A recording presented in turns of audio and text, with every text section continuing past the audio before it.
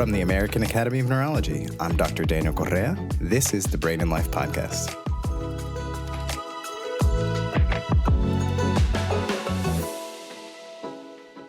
We're hearing it everywhere. Wellness, wellness, and wellness. You know, whether it's things you buy online, advertisements, even some fast food commercials seem to mention wellness for some reason. But wellness isn't just the lack of hypertension, diabetes, or other medical conditions, but it's also the active goal of improving and maintaining your health. If you're joining us today and have enjoyed the Brain and Life podcast and the Brain and Life magazine, I'm sure you're also interested in learning how to live better with the conditions you have, actively improving your health, and preventing new medical conditions for just overall body health. But we're also here thinking about brain health. And at the top of many of our minds is the prevention of dementia for ourselves and our family members. Our guest today has taken this on as both a personal and a community mission after learning the disparities in healthcare and the increased dementia risk for women. Many of you know Maria Shriver from TV, journalism, and media.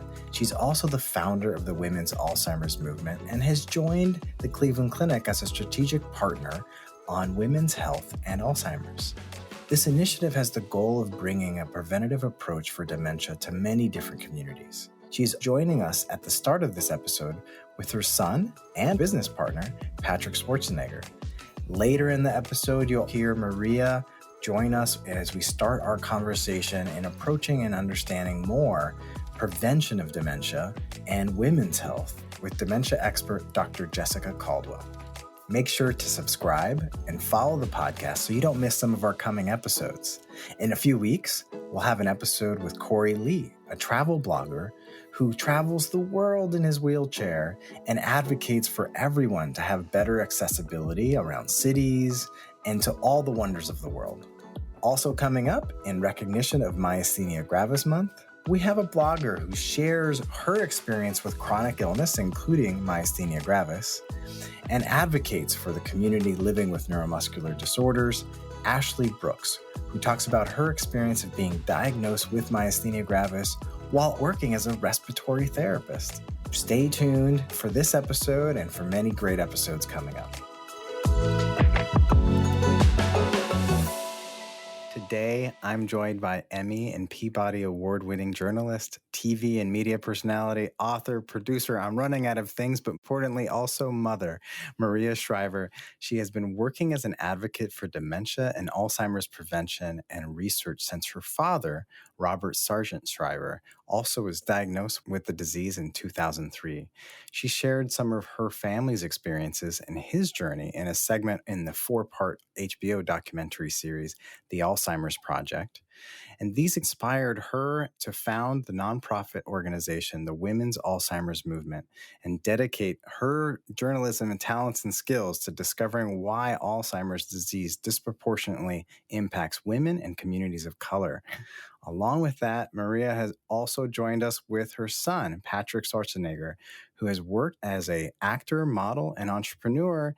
And during the pandemic, they brought their energies and passions together to co-found MOSH, a food and products brand that also has a mission to support brain health awareness. Thank you both for joining us and talking with us.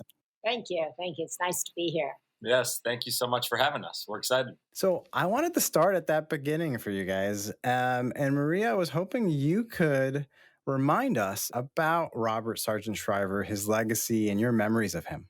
Well, you'd need an hour for that. So we'd have to dedicate a whole show to Daddy because he's worthy of that. But I think really quickly, Daddy started the Peace Corps, conceived of it, created it on behalf of my uncle, President Kennedy. He created the Job Corps, foster grandparents, Head Start, legal services for the poor. When he was director of the War on Poverty, he was ambassador to France. He ran for vice president and president. He was the father of 5, and he was married to my mom for over a half a century, worked in Special Olympics, and was diagnosed, as you said, in 2003 with Alzheimer's, which set off this kind of 20-year odyssey for me of trying to understand the brain, understand the webs, the tangles, the plaques, how it changes, how it ages, how all of our brains are different, what we can do to feed our brains, keep our brains healthy, And then it has led me all the way to MOSH and this incredible partnership I now have with my son, Patrick.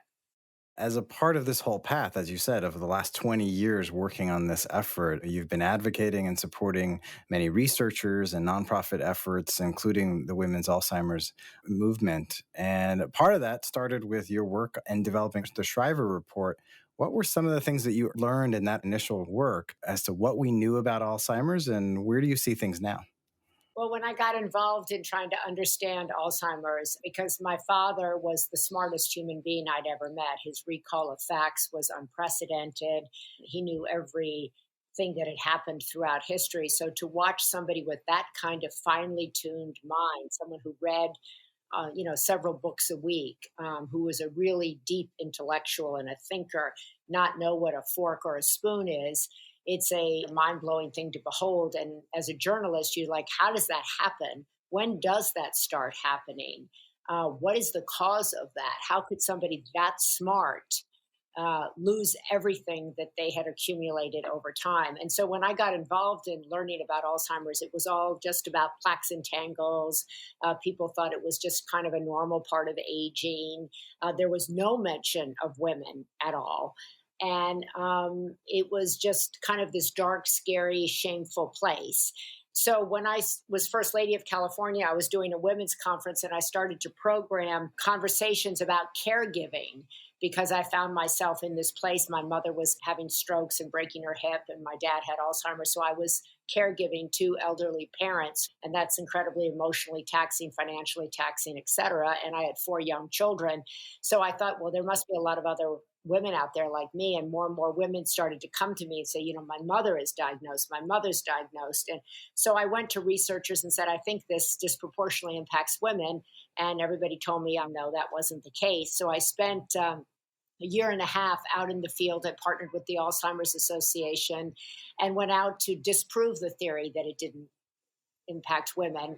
And I'm really proud of the Shriver report because it was a report to the nation, to all 50 governors, to the president, and to every Alzheimer's researcher and doctor that it did impact women. It did disproportionately impact women. 2 out of every 3 brains diagnosed do belong to women. And it wasn't just because women lived longer. And it did disproportionately impact people of color. And that was a sea change in the world of Alzheimer's. And another sea change has been kind of the introduction of lifestyle changes in this space, which is when I got involved, everybody said, there's nothing you can do. It's a normal part of aging. It doesn't impact women. Now it impacts women. There's a lot you can do. It's not a normal part of aging. You're in the driver's seat. The earlier you get involved, Patrick's age in your 20s and 30s and 40s, you can have agency over your brain. You can do things that impact your brain because what you eat impacts your brain. How you live your life impacts your brain. How you sleep, how you exercise, how you engage. So this has been a passion and a mission of mine because there is so much misinformation about Alzheimer's and dementia. People think, that's something that will naturally happen to me when I'm 80 or 90, and I shouldn't think about it when I'm Patrick's age, and I shouldn't think about it when I'm 30, and maybe I'll start thinking about it when I'm 60. And we now talk across generations to families, to people who are like Patrick in their 20s, people who are in their 30s, people who are in their 40s, caring for parents with Alzheimer's, dementia, ALS, Parkinson's, you name it. And it gives them power to understand that there are things that they can do. There's nothing that we know, as you well know, that can 100% prevent any of these neurological diseases.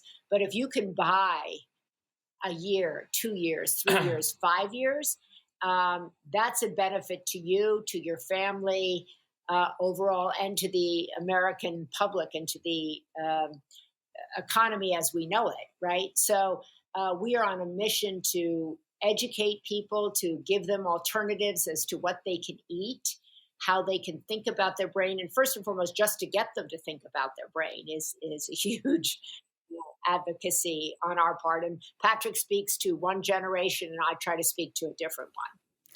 And I want to build on that, empowering people and understanding that we can prevent various of these neurodegenerative processes, dementias like Alzheimer's, and learn from what each of you are doing and incorporating in your life. Along the list of things that we educate people on to try to work towards preventing is exercising with some level of high intensity, trying to work up to at least those 7.5 hours of sleep at night, yearly screening for blood pressure and diabetes, eating right and eating less, and then building purpose and community and connection. So, how have each of you incorporated some of this learning that we now know about helping prevent some of these conditions and living better in your life now? Well, I think that one of the sayings that really woke me up and allowed me to try to help my mother spread her mission is that we are in the driver's seat. There are things that you can do today that will help, your brain or impact your brain tomorrow or in a year from now or in 5 years from now or in 10 years from now. And I think that the whole idea of COVID really sprung upon, especially to my generation and to people that are my age, this idea of mental health, of brain health, of cognitive functionality, tropics, all these different things to enhance the cognitive functionality of being attentive or focused, or how do you optimize. And my mom has been, like I said, doing this for decades, right? She's done coloring books, she's done normal books, she's done documentaries, she's done movies, she's done TV shows, all to spread the awareness and the mission of educating people about brain health. And my background, part of it is in CPG, food and beverage. And food is one of the top pillars of things that contribute to someone's overall health, their body health, but also their brain health. And this topic of brain and body health was gaining so much steam that's when I kind of went to my mom and said, why don't you continue your mission and educate people about brain health, but through food? It's something that I'm passionate about, but I also think can actually make a difference, because I know so many people today my age or just in America as a whole are really starting to look at the food landscape in a different way than they were 10 years ago or 20 or 50 years ago. I mean, people are really starting to pay attention more and more so to the transparency of the ingredients, or what is all this sugar doing in my soda or in my sports drink or in my energy bar that I thought was a snack, but is really turning out to be a sugar bar that's 30 grams of sugar, all these different things. My mom can talk for a couple hours about what she does to push this mission, but that's how I get involved. To Patrick's point, and I think, young people look at labels differently. Like, I didn't grow up reading labels, right? And so many people in my generation didn't have that. We didn't have that knowledge. We didn't feel that power when it came to what we were eating. But I think certainly through my work, I now meditate. I never used to meditate. I prioritize my sleep. And everything I'm talking about, I have talked to my kids about. I tell them to prioritize their sleep. I talk to them about the benefits of meditation. When you sleep, right, your brain has a chance to relax and get out the trash, right, so to speak. I talk to them about exercise. Obviously, they grew up with a father who emphasized exercise tremendously. Talk a lot about purpose and meaning, keeping yourself engaged. All the kids do Wordle games and try to keep their minds going. I think it used to be my generation, you went to school and that was that, right? Now we know you need a long life of learning. Your podcast is called Brain and Life. I have always been surprised how people don't think of their brain as being connected to their body. And then they don't think about their brain as really how they rely on their brain to live their life. Your brain, as I always say, is your most valuable asset. And so you can't just leave it sitting there on the side of the shelf and expect it to work well for you, and don't nurture it or engage it or give it food and water, right? And so we know so much more now about the Mediterranean diet. We know about hydration. We know about the impact of sugar. We know what happens when you have no love or no purpose in your life. We know what happens when you're lonely. And as people age, that loneliness increases, and there is, exciting things going on trying to bring two generations together. And that Patrick's generation are the caregivers on deck for this country. And this obviously, Alzheimer's and dementia is a global issue, right? But it will be his generation that will have to care for my generation and others. How will they do that? So it is important for me to stay as healthy cognitively and physically as I am and as I can be, so as not to become a burden to my children. You mentioned what we've learned about food and reducing added sugars and reducing ultra highly processed foods. You talked about incorporating the Mediterranean diet, but so that people have just a better understanding of that is just increasing whole grains and whole vegetables and reducing ultra high processed foods. A lot of people also advocate something that's a combination of the Mediterranean diet and the DASH diet, which is basically decreasing salt intake if it's appropriate for you. Yes, the Mediterranean diet, some people call it the mind diet, a brain healthy diet. Those are all forms of diets that are proven to be beneficial for long term brain health, right? And that is whole foods, that is fruits, that is avocados, olive oil, healthy nutrient fats. I don't like to use the word diet because it's such a trigger, particularly for women, but a lifestyle. We are advocating a brain healthy lifestyle. This is an alternative to you eating sugar in the afternoon, M&Ms at your desk, reaching for a can of soda. We are here so that you don't do that. It's instead of something that gives you a high and then a crash. And it's part of an overall lifestyle, as you said. Helping people reach those goals of increasing the different components of the mind and Mediterranean diet. Unfortunately, though, some things that are consumer based, though, not everyone necessarily has the financial access to get them. You also, as you said, have been contributing to awareness about diet so that other people have tools. Can you share with us a little bit more about what you're doing within the women's Alzheimer's movement to increase awareness and understanding? We do a lot of advocacy. I just completed a big 1.5 year long project for the governor of California about how states can better prepare for the Alzheimer's epidemic, which is upon us. How do we help families? How do we help caregivers? The Women's Alzheimer's Movement funds research into trying to understand what's happening in women's brains, particularly at midlife. And I'm really proud that it's been a leader in that space. It's the preeminent organization for women in Alzheimer's. We merged with the Cleveland Clinic about 1.5 years ago. We started a women's Alzheimer's prevention center with the Cleveland Clinic 2.5 years ago, offering to people at their different campuses and then also online. And so we partnered with the Cleveland Clinic to be able to bring our message to a larger audience, a global audience.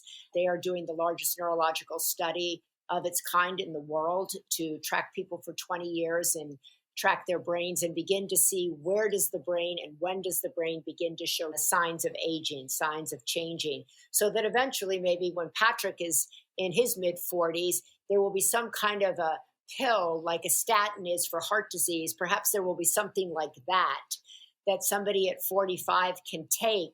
So I'm hopeful that there won't be a magic bullet for Alzheimer's. There might be several things some things you can take, some things that you must do, and that collectively we will be able to slow down these neurological diseases that do increase as one ages. It's a challenge to get people to think about something they take for granted that they can't see. So Patrick's generation, they're 20, they're 30, their brains are firing on all cylinders. They're processing, they're multitasking, they're on their phones and the computers. And so they just take that this works for granted. It's just, going like that, right? And so people, particularly, people get to midlife and then maybe wow, they can't remember someone's name or they forget a phone number the first time and then they panic.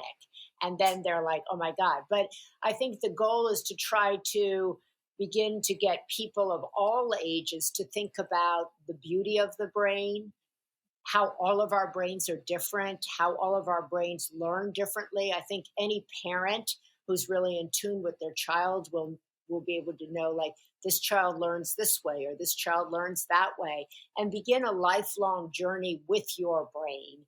I have found that in the 20-some years that I've been working in this space, I find more people interested in it. People are interested in defying age. They're interested in longevity. They're interested in their bodies and their brains. And I think we're in a new era. And so I'm hopeful. Well, thank you both so much for taking the time to talk to our listeners and share your energy and everything that you're doing, both to work in the space of advocacy, increasing awareness, and now trying to help increase options for healthy diet alternatives. Well, I thank you for having us. And I think, it's great for all the doctors out there in neurology and researchers. They are our unsung heroes. So I just want to shout out all of you too. It's extraordinary work that everybody's doing to try to understand this thing we cannot see.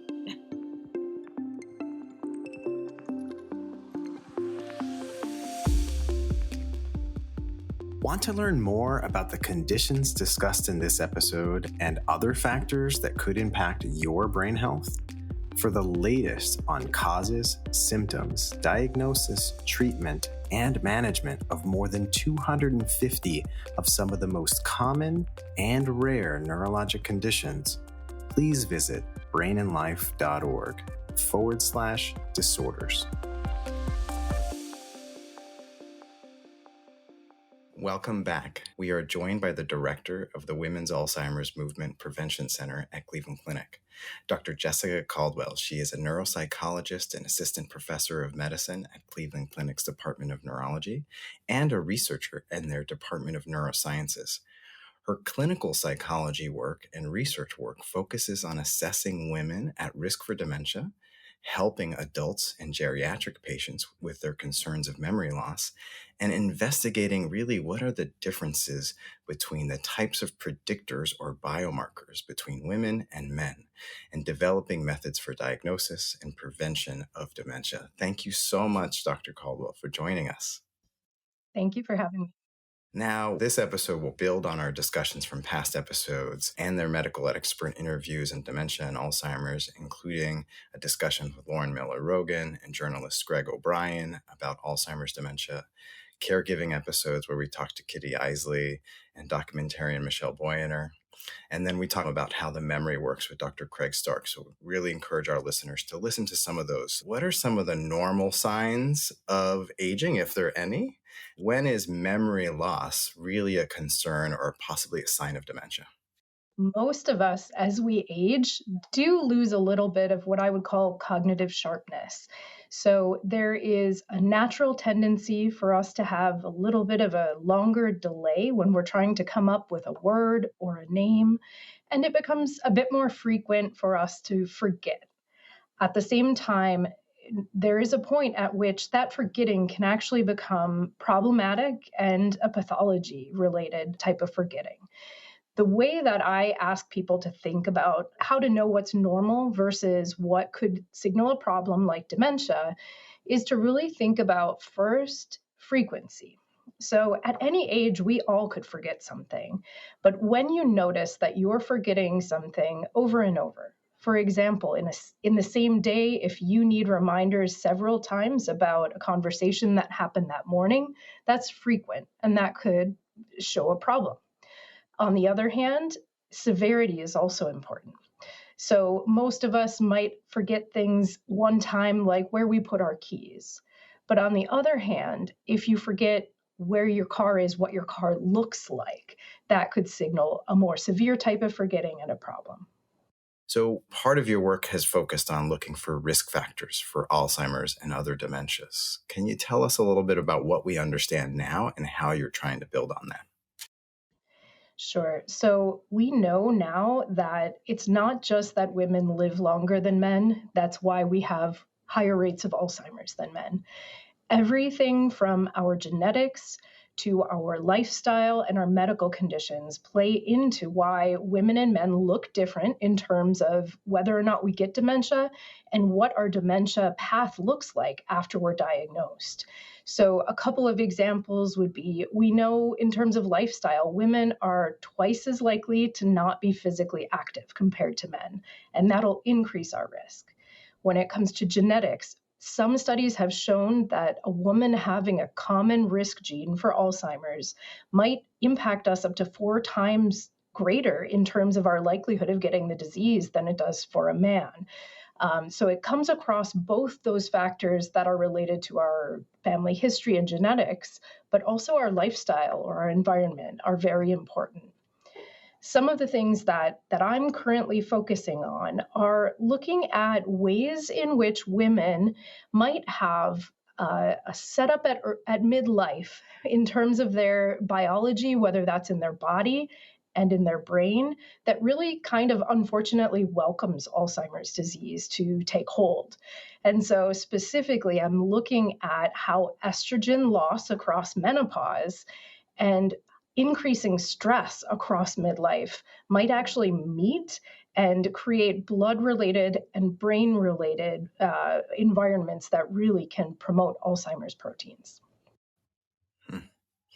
And what are other aspects that actually have led to further disparities in health for women related to their aging? I think this is a really important question. There are so many aspects where women are behind in terms of the care we get. And it really stems from the fact that research on women is behind when we compare what we know about men to what we know about women. This is everything from women not being included in research studies, female mice not being included in research studies. And even after we just passed a really critical anniversary, which is NIH's Sex as a Biological Variable mandate, which said we have to include women and we have to look at that data carefully.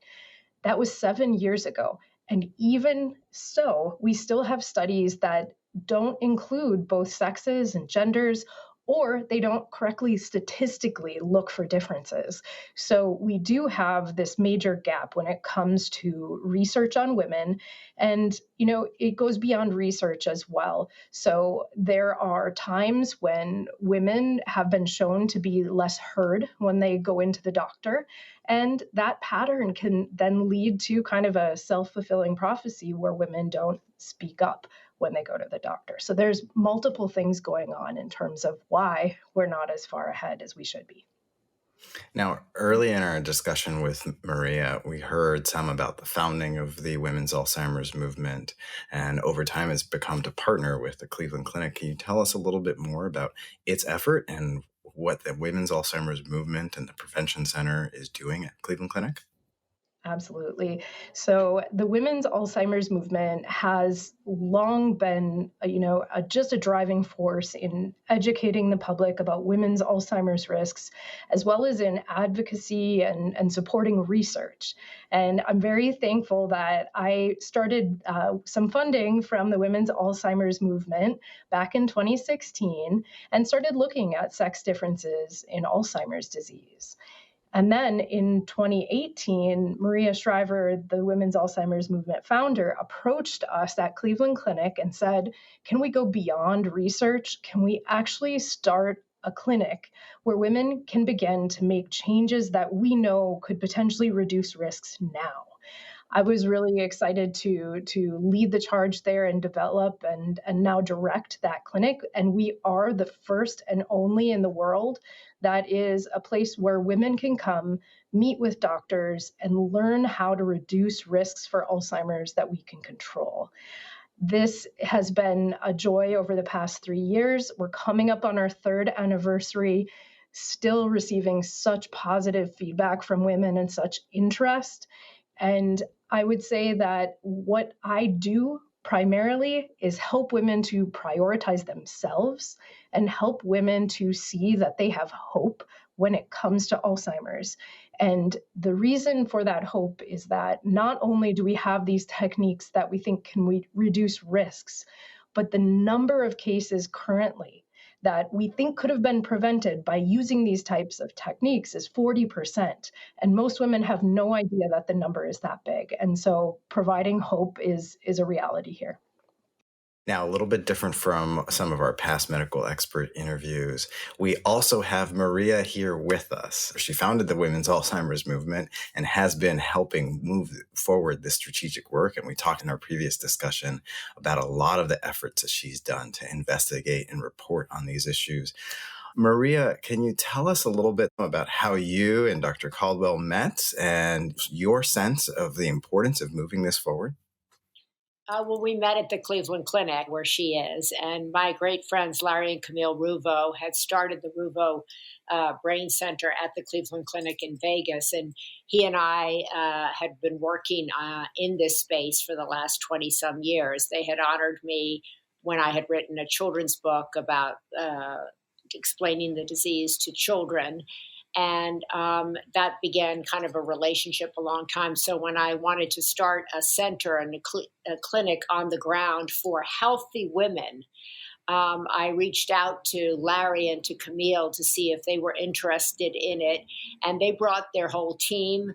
They were obviously very interested in it. They brought all the best doctors and researchers from the Cleveland Clinic. We started there in Vegas, and we have moved on to main campus, and we're hoping to move around the world, because what I think is super important is that everybody to step back for a moment and to realize that we all have a brain. And we're all susceptible to Alzheimer's and dementia. It's not something that, oh, it just runs in my family, therefore we're the only ones that should be concerned about it. We should all be concerned about our brains and how we age. And we begin to age the day we're born. We begin to age, our brain ages differently as women in midlife due to being perimenopausal, menopausal, postmenopausal. And then as we move forward into our 60s and our 70s and our 80s, the goal is to not only understand why Alzheimer's disproportionately impacts women, but alongside that, parallel to that, is to age as well as we can, to age independently and to age cognitively healthy. So what do we have to do that? And if you go to the center, you will learn tools, techniques, how to live a brain healthy lifestyle along with a heart healthy lifestyle now. It's never too late. You are never too old to start implementing many of the changes that are advocated by Dr. Caldwell and the team that works with her and behind her at the center. And that is our goal, to fund research, to be advocates on the ground, activists on the ground, turn dementia worriers into dementia warriors, to let people know that we should all of us, men, women, people my age, people who are my children's age, be thinking about what we put into our mouths, how we live and work. What are we doing to nurture and nourish our brains? So much of that is within our power, and it's something that you don't see every day.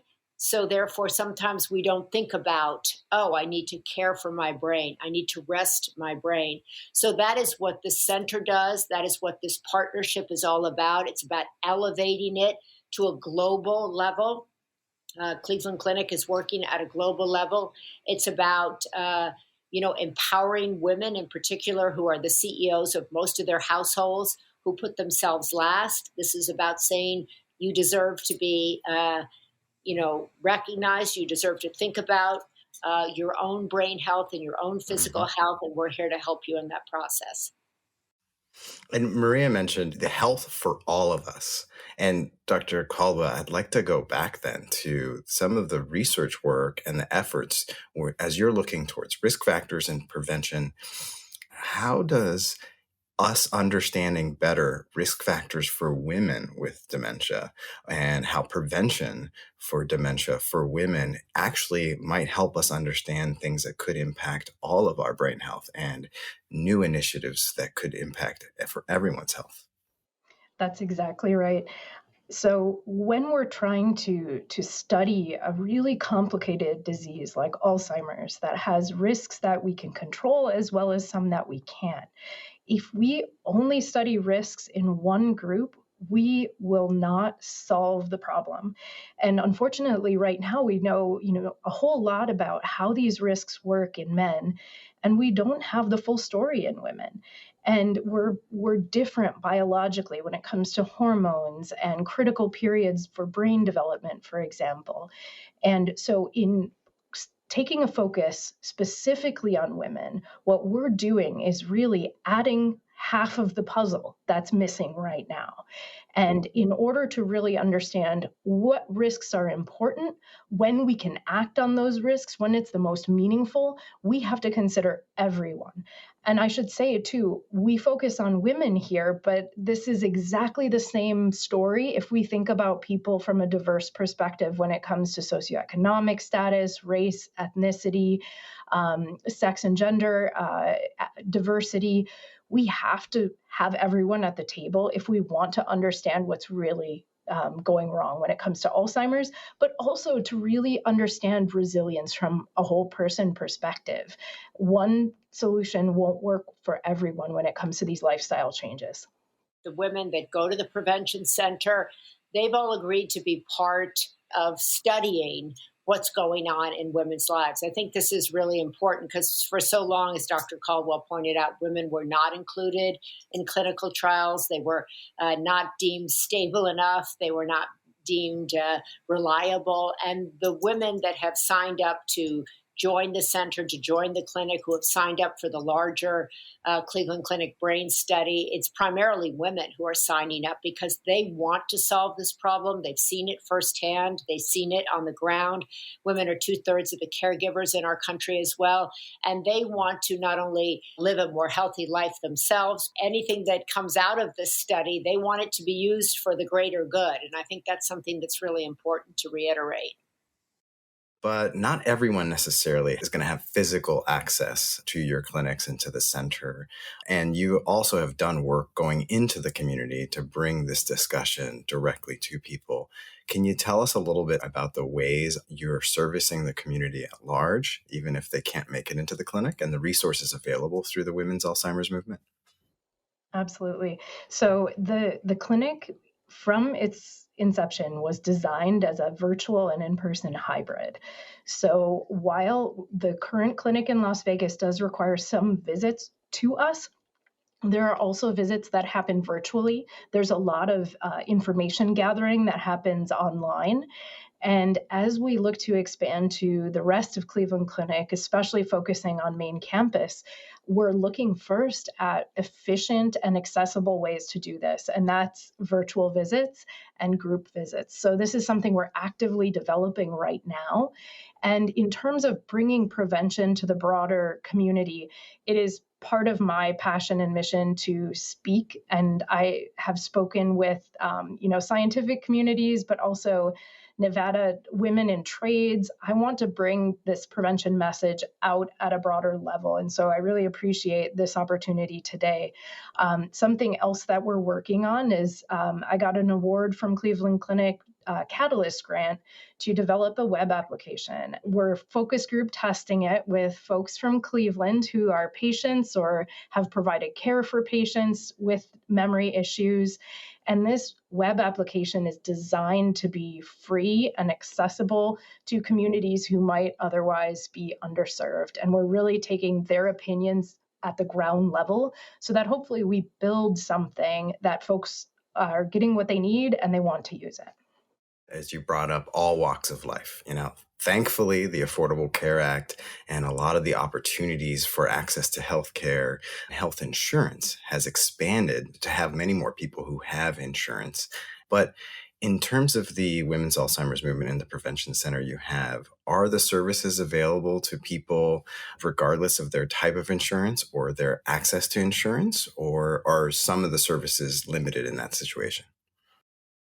I think to answer that question, I need to take one step back and just make a point that prevention of Alzheimer's disease is not covered by insurance.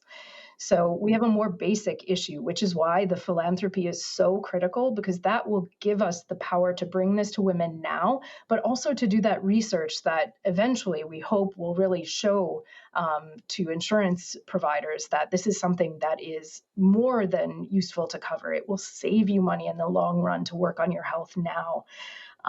But in terms of our clinic here in Las Vegas, some of the time that we spend with women is fully covered by philanthropy. So, for example, women get a cognitive screening assessment with one of our team members, and I speak with women for about an hour each, and all of that time is not billed to insurance. It's covered by our philanthropic donors. On the other hand, there is a medical appointment face-to-face, and there's also one virtual visit with a medical provider, and those are billed to insurance. So if a woman doesn't have insurance, it would involve a cost. Cleveland Clinic is very dedicated to working with individuals who might need either financial assistance or assistance with understanding how the finances might be impacted by a visit with us. So we're not free, but this is something that we're committed to improving in the future, whether that's through some of these online services that we can provide for free, or whether that's this long game of really advocating for insurance coverage. Yeah, I think something that's needed, throughout the whole world, and initiatives and advocacy that's going to bring more brain health and discussion and prevention to everyone.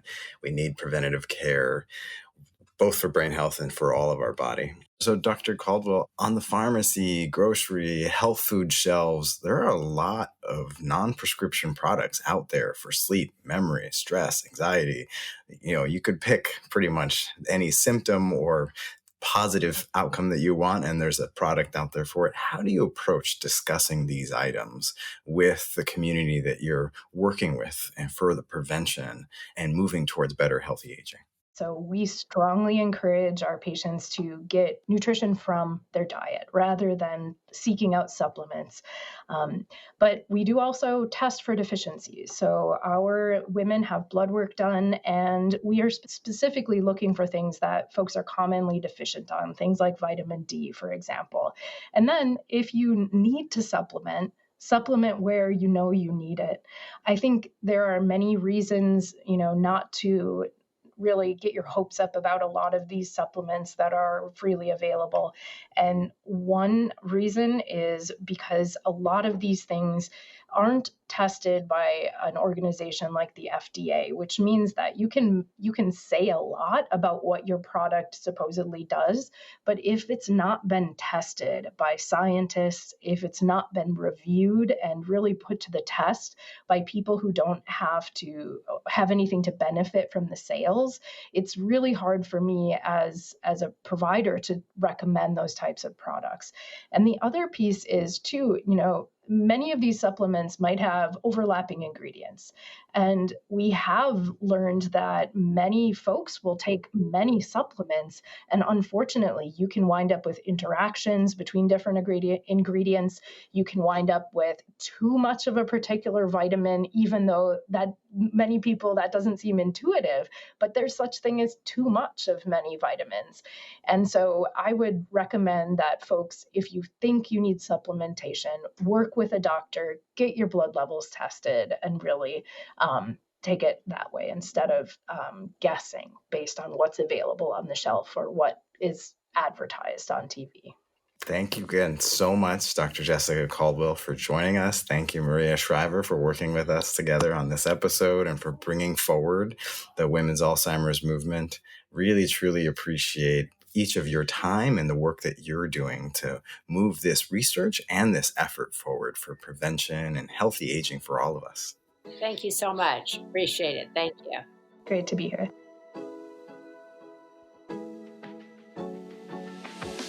Thank you again for joining us today on the Brain and Life podcast. Follow and subscribe to this podcast so you don't miss our weekly episodes. You can also sign up to receive the Brain and Life magazine for free at brainandlife.org and even get the Espanol version. For each episode, you can find out how to connect with our team and our guests, along with great resources in our show notes. We love it when we hear your ideas or questions.